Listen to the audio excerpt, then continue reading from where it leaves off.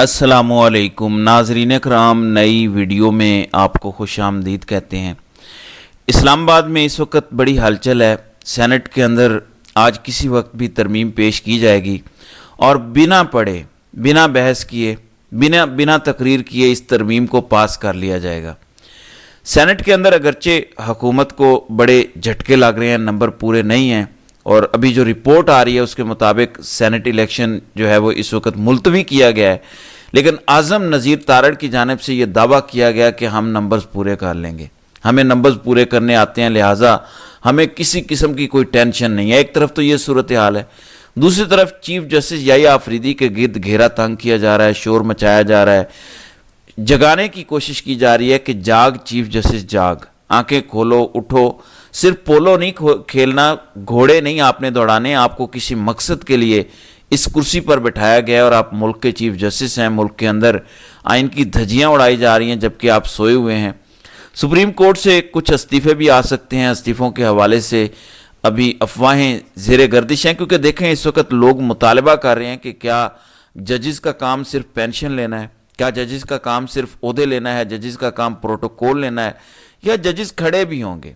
क्या अदलिया इस कदर बांझ हो चुकी है कि वो मुल्क में होने वाली इस जाली और इस तरह की तरामीम जो ना समझ आने वाली हैं, क्या उस पर भी वो खामोश रहेंगे या वो अलम बगावत बुलंद करेंगे? तो सूरत हाल बड़ी गंदी होने जा रही है।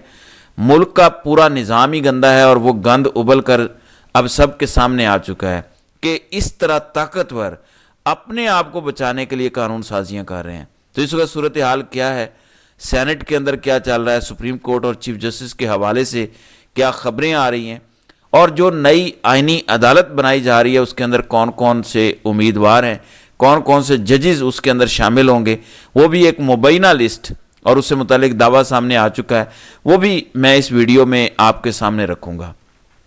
नाज़रीन इकराम, हुआ क्या है?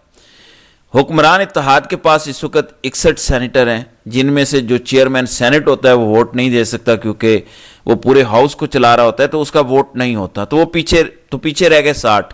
अब 60 में से जो सेनेटर इरफान सिद्दीकी हैं वो इस वक्त ज़िंदगी और मौत की कशमकश में है।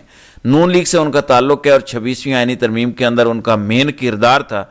ये जो एक पूरा निज़ाम है इसके अंदर जो उनका किरदार रहा है, शहबाज शरीफ की तकरीरें लिखा करते थे और वो ये दावा करते हैं कि वो फील्ड मार्शल आसिम मुनीर के उस्ताद भी हैं, और इस वक्त वो हॉस्पिटल में एडमिट हैं, आईसीयू में हैं, वेंटिलेटर पर हैं, ज़िंदगी और मौत की कशमकश में हैं, लिहाजा वो भी शायद वोट ना कर सकें। ज़ाहिर है आईसीयू में हैं, वेंटिलेटर पर हैं, अपनी उनकी ज़िंदगी जो है वो ख़तरे में है, तो उनका वोट देना मुश्किल है। तो आपको तरमीम करने के लिए 64 कम अज़ कम यानी 2/3 मेजोरिटी के लिए 64 सेनेटर्स चाहिए। 5 नंबर आपके पास कम है। अगरचे आज सेनेट का इजलास मुलतवी हुआ है, अगर वो 5 नंबर पूरे हो चुके होते तो इस वक्त जो हम व्लॉग कर रहे होते वो आपको बता रहे होते कि सेनेट से तरमीम मंजूर हो गई है। अगरचे शहबाज शरीफ की जानिब से आज एक नाश्ता दिया गया जिसमें सेनेटर्स पहुंचे, हलवा पूरी, अंडे, यानी सारा का सारा वो खा गए, चट कर गए। साथ ही वो कह रहे थे कि क्योंकि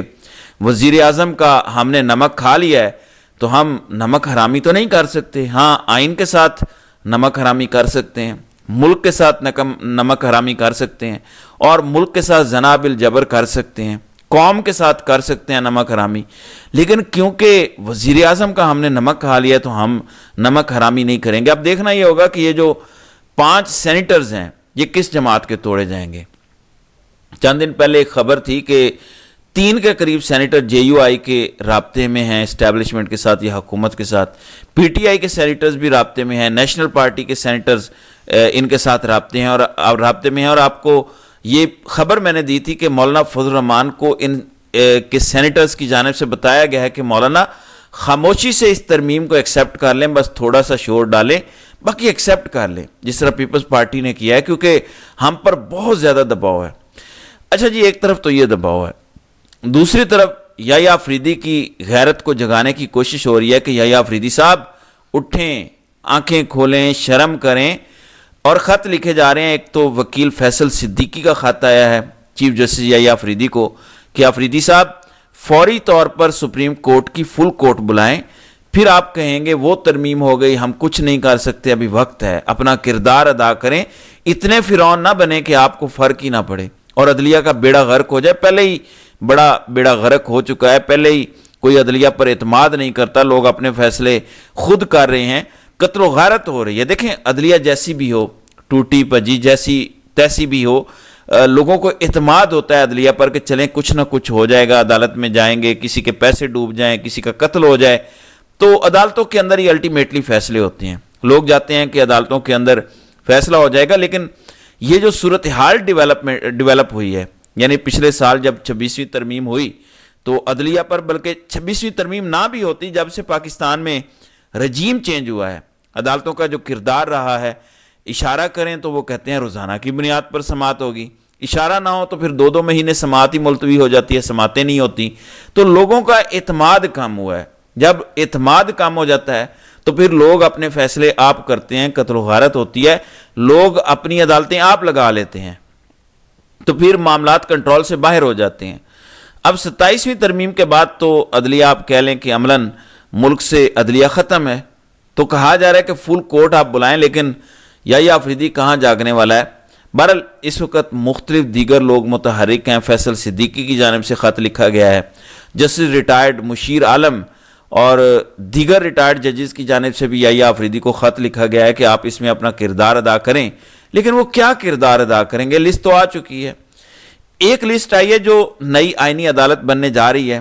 پہلے بینچ تھا, اب عدالت بن رہی ہے جس کے چیف جسٹس زیادہ چانسز ہیں کہ امین الدین خان, وہ امین الدین خان جو ریٹائر ہو رہے ہیں اب, کیونکہ ترمیم ہو جائے گی, ان کی عمر مزید 3 سال بڑھ جائے گی, اور ان کی شاندار خدمات کو سراہتے ہوئے ان کو چیف جسٹس لگایا جا سکتا ہے. تو اب خبر ہے کہ آئینی عدالت کے ممکنہ ججز کے نام جو سامنے آئے ہیں, جس میں نمبر 1 ہے حاجی امین الدین خان, نمبر 2 ہے justice Hasan Azhar Rizvi, number 3 justice Musarrat Hilali. کیا بات ہے. پھر justice Shahid Bilal Hasan, justice Aamir Farooq, justice Naeem Akhtar Afghan, یا پھر justice Rozi Khan chief justice Balochistan high court بھی ادھر لائے جا سکتے ہیں, اور justice K Agha chief justice Sindh high court. ان میں سے بھی کسی کو سپریم کورٹ میں لا کر اس عدالت کا جج بنایا جا سکتا ہے. کوئی یحییٰ آفریدی, کوئی منیب فاروق یا جسٹس منصور علی شاہ ان میں سے شامل نہیں ہوں گے, جبکہ سپریم کورٹ سے تعلق رکھنے والے رپورٹر یہ دعویٰ کر رہے ہیں کہ استعفے آ سکتے ہیں, سپریم کورٹ سے استعفے آ سکتے ہیں. دیکھیں استعفے کچھ بھی نہیں کر سکیں گے. استعفے ایک تو بتائیں گے ایٹ لیسٹ کہ یہ ججز انہوں نے نوکری پر لعنت بھیج دی ہے, نوکری کو لات مار دی, لیکن وہ کمپرومائز نہیں ہوئے, یعنی وہ اس گندے نظام کا حصہ نہیں بنے. ایٹ لیسٹ یہ ہو سکتا ہے. یا پھر قوم کی ہلکی پھلکی غیرت کو جھنجھوڑنے کی کوشش کریں گے کہ ہم نے اپنی نوکری پر لات مار دی ہے, ہم نے بغاوت کر دی ہے, تو آپ لوگ بھی اٹھیں اور اس نظام کو لات ماریں. جس محسن اختر کیانی بھی آج بولے ہیں, جو اسلام آباد میں الیکشن مسلسل ملتوی ہوتا آ رہا ہے, وہ والا کیس تھا. تو جسٹس محسن اختر کیانی نے کہا کہ موجودہ نظام, موجودہ پارلیمان اس وقت 27ویں آئینی ترمیم میں مصروف ہے. بلدیاتی الیکشن ہو یا کوئی اور ترمیم ہو, اس وقت ان کے پاس وقت نہیں ہے. کہتے ہیں کہ جو عملی کام ہے نا, جو پریکٹیکلی کام ہے, اس کے لیے حکومت کے پاس کوئی وقت نہیں ہے. اگر ترمیمیں کرنی ہیں, اپنے فائدے لینے ہیں, تو پھر ظاہر ہے ان کے پاس وقت ہی وقت ہے. اب سینیٹر عرفان صدیقی بیمار ہیں, پورا نظام ہی بیمار ہے, یعنی پورا نظام اس وقت شدید مرض اسے لاحق ہے, اور پورے نظام کو خوف صرف ایک شخص کا ہے. ہونا تو خوف ایک خدا کا چاہیے نا, ایک خدا کا خوف ہو اور کہا جائے کہ حاکمیت اللہ کی ہے, ہم اس کے نمائندے ہیں, ہم نے اللہ کو جان دینی ہے, ہم انسان کے بچوں والی ترمیمیں کریں. لیکن یہاں پہ خوف صرف ایک شخص کا ہے, قیدی نمبر 804 کا, عمران خان کا, کہ کیسے اس کو دبانے کے لیے عدلیہ کا بیڑا غرق کرنا ہے. اگر وہ آ گیا تو وہ تو گریبان سے پکڑ لے گا, تو تا حیات استثناء کیسے حاصل کرنا ہے. بہرحال یہ ایک سلسلہ جاری ہے. جو تماشا اس ملک میں لگا ہوا ہے وہ تماشا ہم آپ کو دکھا رہے ہیں تاکہ یہ تاریخ کا حصہ بن جائے, ریکارڈ کا حصہ بن جائے. بہرحال جو بھی اس حوالے سے مزید اپڈیٹس آتی ہیں انشاءاللہ اس پر اگلی ویڈیو میں بات کریں گے. تو ناظرین کرام, آپ کی اس ویڈیو کے حوالے سے کیا رائے ہے؟ آپ اپنی رائے کا اظہار کامنٹ سیکشن میں ضرور کیجیے گا.